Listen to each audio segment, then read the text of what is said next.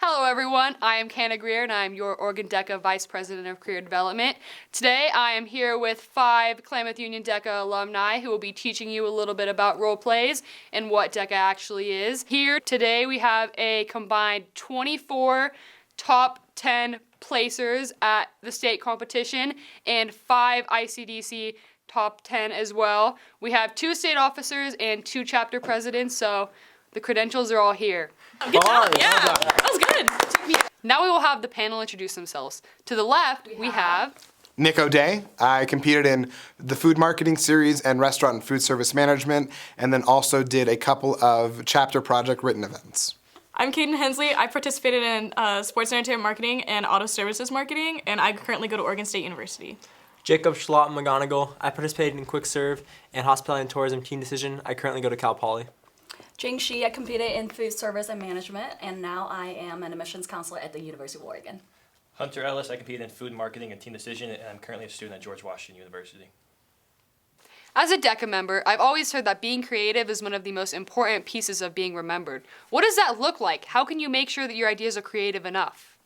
Right, so there's a couple things you can do. The most important item to remember is that creativity is whatever you make of it. So everyone has always done something before. So if you try to come to something new and unique, then that'll help you be remembered even more.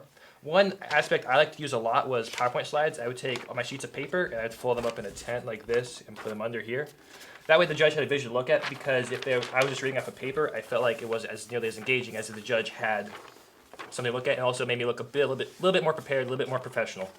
When I made these slides, I always like to put the title at the top, so just, marketing plan for whatever your role play is. And then I'd always put the performance indicators word for word just to reinforce that I did actually talk about them. And then just 2 to 3 bullet points about whatever that slide pertains to. If it's your performance indicator, try to hit those keywords, or you could draw a picture, a graph, whatever you want it to be. A lesson learned, always number your slides, because that 10 minutes is rushed.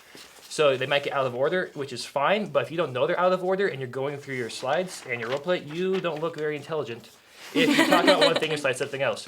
So always number your slides if you choose to do this method. That way, if you do somehow get them out of order, you can improvise and go with it. Another way to be really creative is use props. I mean, you get so many pieces of papers that you can have, right? So it depends on what role play that you have. If you are in food and management, you might want to create a menu. If you are doing a promotion, you might want to do a brochure. If you have never met this person and you want to leave them a business card, you can make a business card. But if this is your CEO, they've met you, you don't want to leave a business card.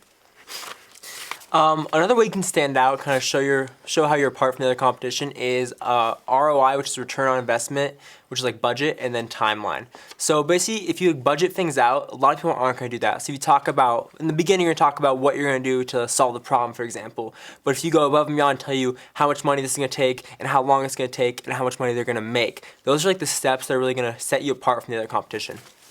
Another thing that I like to do when I was doing DECA is I like to do a jingle or a slogan for my company that I'm representing that really sets you apart, especially if you do it with a lot of confidence and you kind of embrace it. It's a little goofy, but they're definitely going to remember you for it. Plus, it's a major power move. You go in there and you do a slogan and you sing a little bit, everyone looks at you and you just look at them, give them a little nod, maybe a wink. I mean, it will work. People are gonna remember you. Other judges are gonna be like, dang, that girl knows what she's doing. And maybe you don't, but you have the confidence, so just embrace it.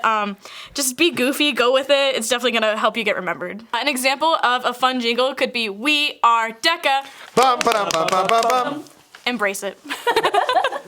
So one thing you may have noticed about all of the props here is that they're all very generic. Hunter and Jing aren't exactly artists when you look at their props. It's a lot of stick figures and scribble.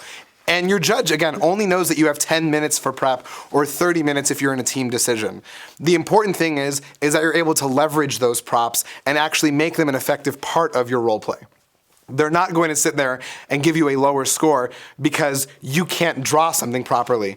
I mean, if you misspell the word marketing, they'll probably call you out on that. But the important thing here is that these are just some examples of things that have worked in the past. Ultimately, if you have something that you think would be a great idea, go ahead and do it. One of the important things here is that a lot of these ideas will work in a role play and have in the past for a lot of us, but that doesn't come without practice. If you have what you think is a great idea, go ahead and shoot your shot, take a chance. But the important thing is try to practice it beforehand. So for a lot of these slides and the way that we think our brochures are going to look are things that we practiced ahead of time. For example, Caden may have written a jingle that she spent 6 weeks between state and ICDC preparing, and the judge doesn't know that. The judge only thinks that you have those 10 minutes of time. But if you have like 3 or 4 jingles and a SoundCloud channel and your own Spotify playlist of things you want to do in a DECA roleplay, go ahead and use them. Your judge won't know otherwise, but you'll come off as more polished, prepared, and respectful of their time. Everybody wants to use social media when it comes to promotion in a role play. But how do you actually use social media? How do you make using social media as a promotion stand out in a role play? Well, everyone's going to say, we're going to use Twitter, we're going to use Facebook, Instagram, but how are you going to use it? Your judge has heard that many, many times. So for you to make them remember who you are is showing them how. So for Twitter or Instagram, you want to exactly know how long is this schedule going to be? How long is it going to run? Maybe you want to set up something that automatically posts every other day. So it really depends on who your audience is also. So using the right kind of platform really depends on who your audiences are. If they don't use Twitter, don't use Twitter. So that really depends on it. Mm-hmm. Another big thing to add too is you guys out there watching this video is you're probably more in tune with social media than even we are. You're going to be as more in tune as you are watching this video as it gets older and older. And don't be afraid to like step out of the comfort box. Like I know, for example, on my Nationals role play, we talked about using a social media influencer to market one of our hotels. Like think outside the box and be creative because social media is kind of like limitless at this point. Like it keeps going out. There's new things coming out, new trends. Follow the trends, work with them, and just be creative. Now that we know what a role play is, how do we know what to study for it? What can we study for a role play? So how to prepare for a role play is actually a really important question, and a lot of kids really don't know how to do that. So this booklet right here, they're called The Competitive Edge. Your advisor will probably have them, or you can always look them up online. This is a paperback book, so get used to it. So this is gonna be the gold at the end of the rainbow. It's really awesome. It has all the vocabulary that you're gonna want to hit for your role play section. Like we said earlier, your judges are just volunteers, so they're looking for those key words, and this is gonna help you learn it. This also has all your performance indicators that might be in your role play section. So find this online. It'll help you so much. Read it cover to cover, and you will have a really good chance of placing. On top of the written materials, I think there's no replacement for also just doing a role play with your advisor or someone who's done it before.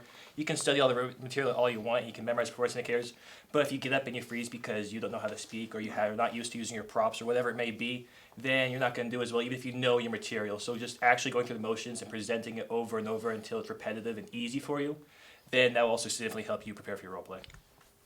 So another thing aside from Competitive Edge, not a paid ad, or doing practice for role plays, especially if you're an upperclassman or a first-year DECA member and you've had job experience, rely on that. So when I worked or when I competed in restaurant and food service management, I also worked at a restaurant my junior and senior year of high school.